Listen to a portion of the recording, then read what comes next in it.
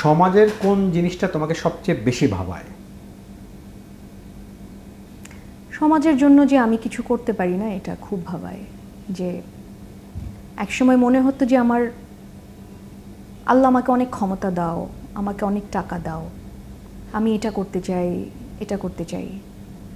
কিন্তু আমার কাছে মনে হয় যে টাকা আসার পরেও বা ক্ষমতা আসার পরেও আমরা অনেক সময় অনেক কিছু করতে পারি না, বলতে পারি না। এটা আমাকে খুব ভাবায়। আমি যেটা বলছিলাম যে সমস্যা, যে আমাদের নানা রকম সমস্যা তো অনেক, এবং আমার কাছে গোড়ার সমস্যা মনে হয় আমাদের শিক্ষা। আমি একদম শুধু আমাদের দেশেও সমস্যা, আমাদের সমাজের সমস্যা যদি বলি, আমাদের শিক্ষার এত অভাব। প্রাতিষ্ঠানিক শিক্ষার কথা বলছি না শুধু, সেটা তো অবশ্যই। আমাদের পরিবার থেকে যে শিক্ষা, ছোটবেলা থেকে যে শিক্ষাটা পাওয়ার কথা, আমাদের বাবা মার সে পর্যাপ্ত শিক্ষাটা নেই, যে কারণে আমাদের নেই। এটা জেনারেশন টু জেনারেশন হয়ে আসছে। সো এটার ভীষণ অভাব। এটা নিয়ে যদি কাজ করা যেত খুব ভালো হতো। আমি নিজে যে কারণে আমার রিসার্চের অংশ করেছি বাচ্চার বিকাশ, কারণ আমার কাছে মনে হয় যে তুমি যদি গোড়া থেকে শুরু করো তাহলে তুমি কিছুটা সমস্যা সমাধান করতে পারবে। রাইট। সো গোড়াটা হচ্ছে শিশুরা। তো সঙ্গীত এবং শিশুকে নিয়ে যে কারণে আমি রিসার্চ করছি যে শিশু বিকাশে আমরা আরও কি ভূমিকা রাখতে পারি বা কি করতে পারি।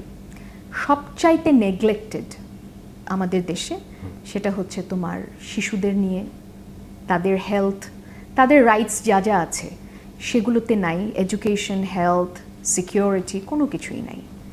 সো সেটা একদম নীতি নির্ধারক পর্যায় থেকে শুরু করে, বাসা থেকে শুরু করে কোথাওই নাই।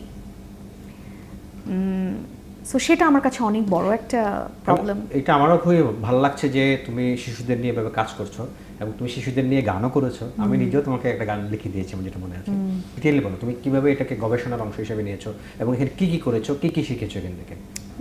একটা সিম্পল জিনিস আমি শুধু একটু বলতে চাই। দেখো, এটা অনেকেই জানে, আবার অনেকে আমার মতো নাও জানতে পারে। আমি তো জানতাম না। সেটা হচ্ছে আমাদের জীবনে আমরা গড়ায়ু কত, আমাদের 65 থেকে 70 হবে হয়তো। এইরকম একটা মানুষের 70 বছর বয়সে তার সারা জীবনের ব্রেইন ডেভেলপমেন্ট হয় কিন্তু 95% হয়ে যায় প্রথম 5 বছরে। 5 বছর থেকে বাকি যে বয়সটা 70 পর্যন্ত হয় মাত্র 5%।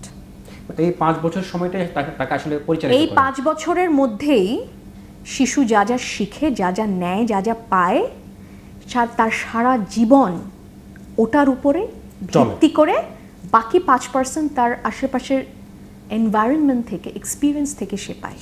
তার মানে তুমি বুঝতে পারছো যে বাচ্চার প্রথম 5 বছর কতটা ইম্পর্টেন্ট। এখন তুমি আমাকে বলো, বাংলাদেশে বাচ্চার এই প্রথম 5 বছর কতটা নেগলেক্টেড।